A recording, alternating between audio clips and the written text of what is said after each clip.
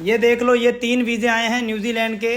किसी भाई को अगर मेरे से बात करनी है, और दूसरा उन्होंने वर्ड यूज़ किया है इंग्लिश का सेल्फ डिक्लेयर। और ऑस्ट्रेलिया के भी भाई 4 वीज़े रिफ्यूज़ हो गए अपने।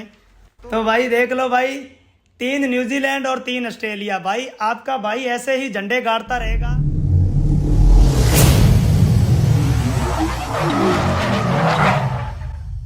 सो guys welcome back to the channel. So भाइयों यार, सबसे पहले भाई मेरी आप लोगों से एक रिक्वेस्ट है कि आप लोग चैनल को सब्सक्राइब कर लो। मैं आपको हर वीडियो में ये बात बोलता हूँ कि आपको पता ही है कि हर 2 महीने बाद मैं 5 लकी विनर अनाउंस करता हूँ। तो आपको पता होगा कुछ दिन पहले मैंने 5 लकी विनर अनाउंस किए थे। तो उन लोगों का फ्री में वीज़ा डाला जाएगा, और ये वीज़ा 16 से 20 अगस्त के बीच में डलेगा, ठीक है। क्योंकि जिन 5 लोगों का नाम आया था उनमें से एक बंदे के पेपर पूरे नहीं थे, तो मैंने उनको पैसे दे दिए, और बाकी जो 4 बचे हैं उनका वीज़ा डाला जाएगा, क्योंकि वो लोग अपने डॉक्यूमेंट रेडी कर रहे हैं, ठीक है। तो आप लोग भी भाई अपनी किस्मत आजमाते रहो। आपको करना क्या है, चैनल को सब्सक्राइब करना है, वीडियो को लाइक करना है, और वीडियो पर एक कमेंट करना है, ठीक है। लकी कमेंट होगा जो, वो सिलेक्ट किया जाएगा एक लकी ड्रॉ के द्वारा, ठीक है भाई। तो चलिए, तो आज का टाइटल और थंबनेल पे आपको ज़्यादा कुछ समझ में नहीं आया होगा, तो मैं बता देता हूँ कि आज हम बात करेंगे, एक यूके का रिफ्यूज़ल आया है और एक न्यूजीलैंड का रिफ्यूज़ल आया है, ठीक है। और एक ऑस्ट्रेलिया का भी रिफ्यूज़ल है। तो जो न्यूजीलैंड का और ऑस्ट्रेलिया का जो रिफ्यूज़ल है वो मिलते जुलते हैं। तो मैंने सोचा कि क्यों ना एक तो मैं आज ये वाला वीडियो ज़रूर कवर करूं, क्योंकि ये जो मिस्टेक है ये बहुत सारे लोग करते हैं जिन्होंने वीज़ा डालना होता है। तो आज हम बात करेंगे कि न्यूजीलैंड का और एक ऑस्ट्रेलिया का वीज़ा रिफ्यूज़ हुआ है, मिलता जुलता है। आपको मैं बता दूं, आईटीआर जब बैंक स्टेटमेंट के साथ मैच नहीं करती है, सीधा सीधा मैं बता देता हूं कि एम्बेसी ने क्या वर्ड यूज़ किया, सेल्फ डिक्लेयर। सेल्फ डिक्लेयर का मतलब होता है कि जब हम अपने मन से ही आईटीआर अपनी डिक्लेयर कर देते हैं, कि जैसे मैं बोल दूं कि भाई मेरी 8 लाख की आईटीआर है। हम कई बार क्या करते हैं ना, सीए को फ़ोन करते हैं कि भाई हमारी आईटीआर भर दो 8 लाख की, या हमारी आईटीआर भर दो भाई, मुझे तो 5 लाख से नीचे भरनी है ना। आप में से बहुत सारे लोगों ने किया होगा, मैंने भी किया है एक टाइम तक।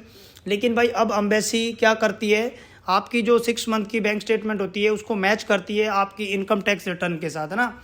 आपको कभी ये नहीं लगा कि एम्बेसी 6 मंथ की बैंक स्टेटमेंट ही क्यों मांगती है ना। तो जैसे कई बंदे कहते हैं कि वो ना बैंक बैलेंस, मतलब बैंक चेक करती है, बैलेंस चेक करती है। भाई ऐसा नहीं है। अगर एम्बेसी को आपका बैंक बैलेंस ही चेक करना होता तो वो आपसे 5 दिन की स्टेटमेंट मांग लेती, 1 महीने की मांग लेती, और बैलेंस सर्टिफिकेट भी मांग सकती थी, है ना। तो एम्बेसी आपकी बैंक स्टेटमेंट इसलिए मांगती है, एम्बेसी ये देखती है कि पिछले 6 महीनों में इस बंदे ने किया क्या है, और इस बंदे की ग्रोथ है या नहीं है, और जो ये बंदा बात बोल रहा है क्या वो प्रूफ है या नहीं है, मतलब उसको ये फुलफिल कर रहा है या नहीं, है ना। तो इसलिए भाई इनकम टैक्स रिटर्न का आपके बैंक स्टेटमेंट के साथ मैच होना बहुत ज़रूरी है, ठीक है। बहुत सारे लोगों को देखा है, और ये गलती 2019 से लेकर 21 तक मैंने भी करी है। मैं भी अपने सीए को फ़ोन करता था कि भाई इतने की आईटीआर भर दो, है ना। धीरे धीरे जब आप इस काम में आते हो, अब देखो मुझे ये चीज़ें, मैं कितने वीज़े डालता हूँ एक दिन में, तो मुझे अब ये चीज़ें पता लग गई हैं। और मैं भाई 99% तो मैं डिसीजन वैसे ही बता देता हूँ कि इस बंदे का वीज़ा आएगा या इसका रिफ्यूज़ल आएगा ना। मैं आप में से कुछ लोग जो नए आए हैं उनको नहीं पता है कि भाई किसी भाई को अगर मेरे से बात करनी है, मैं कल परसों वीडियो पर कमेंट देख रहा था, अभी भी लोग कमेंट कर रहे हैं कि भाई आपसे कांटेक्ट कैसे करें। भाई मैं हर वीडियो में बोलता हूँ कि भाई इस क्यूआर कोड पे 200 रुपया डालना है, और इस नंबर पर आपको स्क्रीनशॉट डालना है। अब भाई कुछ लोग देखो कितने सियाने बनते हैं, वो बंदे क्या करते हैं, ये नंबर लेके व्हाट्सएप पे मैसेज कर देते हैं और पूछते हैं कि भाई से बात करने के लिए, मोंटी भाई से बात करने के लिए क्या करना पड़ेगा। भाई देखो, अगर आपने ये नंबर तक पहुंच गए हो तो आपको इससे पहले ये भी पता होगा कि इस क्यूआर कोड पे 200 रुपया डालना है, फिर जाकर वो लड़का आपको मेरा नंबर देगा। कई बंदे भाई पता नहीं मेरा कैसे नंबर निकाल लेते हैं। देखो भाई, ऐसे मैं बात नहीं करता। मैं आपको पहले बता देता हूँ, मेरे पास एक दिन पहले ही मेरी टीम के द्वारा एक लिस्ट आ जाती है कि मुझे कल सुबह किन किन बंदों से बात करनी है। मैं आपको एग्जाम्पल के तौर पे बता दूं, कल मुझे 39 लोगों ने रुपए डाले थे, 200 रुपए। पहले मैं अपनी बात कंप्लीट कर लेता हूं।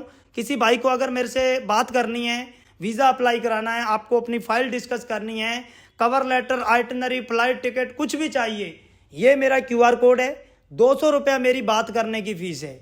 अब मैंने कल एक और चीज़ देखी कि एक बंदा कह रहा था कि 200 रुपये में आपने बोला है कि आप वीज़ा अप्लाई करोगे। नहीं भाई, 200 रुपये मेरी बात करने की फ़ीस है। ये QR कोड है फ़ोनपे का, ये QR कोड है गूगल पे का। 200 रुपये मेरी बात करने की फ़ीस है। इस नंबर पर आपने स्क्रीनशॉट भेजना है, ठीक है भाइयों। और एक चीज़ बता दूं, जो इंडिया से बाहर बैठे हैं भाई, कोशिश करना आप 200 रुपये डाल देना किसी इंडिया में किसी को बोलकर। अगर आप नहीं डाल सकते तो भाई आपने इस लड़के को सिंपली ये बात बोलनी है कि आप इंडिया से बाहर हो और मोंटी भाई से बात करना चाहते हो, तो ये लड़का आपको नंबर दे देगा। तो भाई हम लोग क्या बात कर रहे थे, बात ये कर रहे थे कि जब आपकी इनकम टैक्स रिटर्न आपकी बैंक स्टेटमेंट से मैच नहीं करती है तो वीज़ा ऑफिसर वीज़ा रिफ्यूज़ कर देता है, ठीक है। तो भाई एक बंदे को न्यूजीलैंड का वीज़ा रिफ्यूज़ किया है न्यूजीलैंड की एम्बेसी ने। और भाई एम्बेसी ने इसका मैं आपको ना पूरा हिंदी ट्रांसलेट बता देता हूँ कि भाई इसका जब एम्बेसी ने वीज़ा रिफ्यूज़ किया उसका मतलब क्या था। तो भाई एम्बेसी ने जो वीज़ा रिफ्यूज़ किया उसका मतलब ये बनता है कि आपने जो भी डॉक्यूमेंट प्रेजेंट किए हैं उन डॉक्यूमेंट से हमें नहीं लगता कि आपने, ये इसके बिजनेस का नाम है वो मैं यहाँ पर नहीं लूँगा, कि ये जो बिजनेस आपने प्रेजेंट किया है हमारे सामने और जो आपने इनकम टैक्स रिटर्न जो प्रेजेंट की है वो दोनों एक दूसरे के साथ रिलेट नहीं करती हैं, एक दूसरे के साथ संबंध नहीं है उनका। और दूसरा उन्होंने वर्ड यूज़ किया है इंग्लिश का सेल्फ डिक्लेयर, कि आपने जो अपनी इनकम टैक्स रिटर्न भरी है वो आपने सेल्फ डिक्लेयर करी है। भाई आपकी जो इनकम है इतनी नहीं है, आपने वैसे ही सेल्फ डिक्लेयर कर दी। तो आगे इन्होंने लिखा है कि आपने हमें ये साबित नहीं कर पाए कि आपका इंडिया में आपका कोई रोज़गार है या आपका जो बिजनेस है वो पूरा स्ट्रॉन्ग नहीं है और आपके जो डॉक्यूमेंट है वो आपस में मैच नहीं कर रहे हैं, इसकी वजह से हम आपका जो वीज़ा है ये रिफ्यूज़ कर रहे हैं, ठीक है। और यूके ने जो रिफ्यूज़ल दिया है भाई वो ये है कि भाई यूके ने जो MSME होता है उसको मानने से ही इनकार कर दिया है। और ये रिफ्यूज़ल मेरे सामने एक बार पहले भी आ चुका है। तो भाई हालांकि कई यूके में देखो हर एम्बेसी में ना जो वीज़ा ऑफिसर होता है जो आपकी फ़ाइल जांच करता है उसका माइंड सेट एक अलग प्रकार का होता है ना। तो MSME को इस वीज़ा ऑफिसर ने ये माना है कि ये जो आपका बिजनेस का रजिस्ट्रेशन है ये बिजनेस का रजिस्ट्रेशन नहीं है, ये आपने एक वेबसाइट पर एक रजिस्टर्ड किया है। मतलब आपका ये जो बिजनेस का रजिस्ट्रेशन है ये कोई, इसको हम लाइसेंस नहीं मान सकते। मतलब इनका यार ऑल ओवर कहने का मतलब है कि अब मैं आपको इसका मतलब ये समझाना चाहता हूँ कि MSME को भाई धीरे धीरे एम्बेसियाँ बिजनेस का रजिस्ट्रेशन मानने से इनकार कर रही हैं। हालांकि होता तो वो बिजनेस का रजिस्ट्रेशन है, अब पता नहीं इस वीज़ा ऑफिसर ने ऐसा क्यों किया है।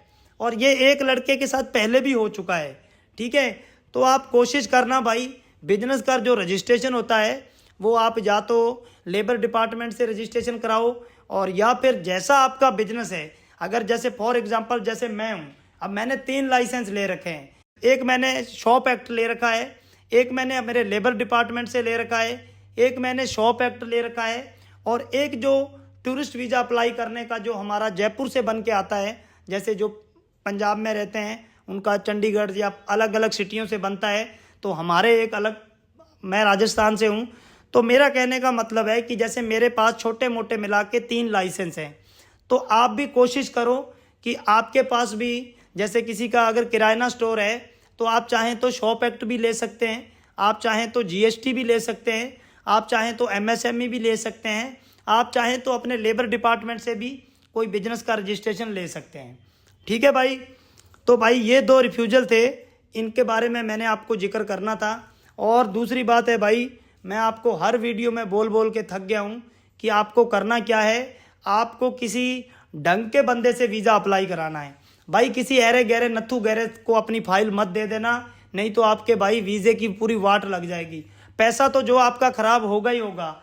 आप जिस बंदे को नॉलेज हो उसी को फाइल दो। और सबसे बड़ी बात भाई, जो भी आपका वीज़ा अप्लाई कर रहा है उस बंदे को एक बात बोलो कि भाई मेरी मेल ID होगी, मेरा मोबाइल नंबर होगा, सारा कुछ मेरा होगा और आईडी पासवर्ड भी मुझे दे दो। हम क्या करते हैं, जिसका भी वीज़ा डालते हैं मेल आईडी उसकी होती है, मोबाइल नंबर उसका होता है और आईडी पासवर्ड भी हम वीज़ा लगाकर उसको हैंड ओवर कर देते हैं। ठीक है भाई। और सबसे बड़ी बात भाई, मैं हर वीडियो में बोलता हूँ कि जिस भी कंट्री का आप वीज़ा अप्लाई करते हो, आप क्या करो, जो भी बंदा आपकी फाइल लगाता है उसको बोलो कि भाई मुझे डॉक्यूमेंट क्रॉस वेरीफाई करा। आपने क्या करना है, एक तो कवर लेटर और एक आपने ट्रैवल आइटनरी और एक जो वीज़ा एप्लीकेशन फॉर्म होता है, ये सारे डॉक्यूमेंट आपने अपने बंदे को बोलकर वेरीफाई करने हैं। ये देखो भाई, मैं क्या करता हूँ, जो कवर लेटर होता है वो हम हर बंदे को चेक कराते हैं। जो भी हमारे पास फाइल लगाता है हम उसके सारे पेपर चेक करते हैं। सारे पेपर, जो भी हमारे पास फाइल लगवाता है हम उसके सारे डॉक्यूमेंट क्रॉस वेरीफाई चेक करते हैं। मैं आपको दिखाता हूँ, देखो भाई, ऐसा कवर लेटर हम बनाते हैं। देखो भाई, ये होता है कवर लेटर, इसको बोलते हैं कवर लेटर। कवर लेटर भाई आपके वीज़े की रीढ़ की हड्डी होता है, सबसे बड़ा ये आपके वीज़े में रोल अदा करता है। मेरे ज़्यादातर वीज़े भाई कवर लेटर के बेस पे ही आते हैं। और दूसरा होता है ट्रैवल आइटनरी। ठीक है, अब मैं आपको दिखा देता हूँ कि भाई कल मैंने एक वीडियो डाली थी, उसमें मैंने ये दिखाया था कि कतर से सऊदी अरब से 2 वीज़े आए हैं ऑस्ट्रेलिया के। तो भाई 3 वीज़े अपने और आ गए हैं, आप लोग देख लो भाई, ये देख सकते हो। ये जो 3 वीज़े आए हैं आप लोग तीनों देख सकते हो। ये 3 जो ऑस्ट्रेलिया के वीज़े आए हैं, इनकी प्रोफाइल डिस्कस करनी थी, लेकिन अभी भाई वीडियो लंबा हो रहा है तो मेरे को लगता नहीं है कि आज की वीडियो में पॉसिबल है। ये देख लो भाई, ये 3 वीज़े आए हैं ऑस्ट्रेलिया के और ये आए हैं 8 अगस्त को। विकास अग्रवाल, आप लोग देख सकते हो, विकास अग्रवाल। अगला वीज़ा है गगनदीप सिंह, और गगनदीप सिंह के वीज़े में नो फर्दर स्टे लगी है। और ये जो विकास अग्रवाल है, इनके वीज़े में भी नो फर्दर स्टे लगी है। और ये जो वीज़ा है रमेश कुमार का, इन पर नो फर्दर स्टे नहीं लगी है, ये देख सकते हो भाई।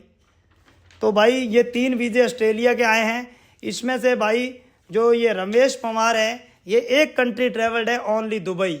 तो भाई इन तीनों की प्रोफाइल मैं ज़रूर डिस्कस करूँगा। तो और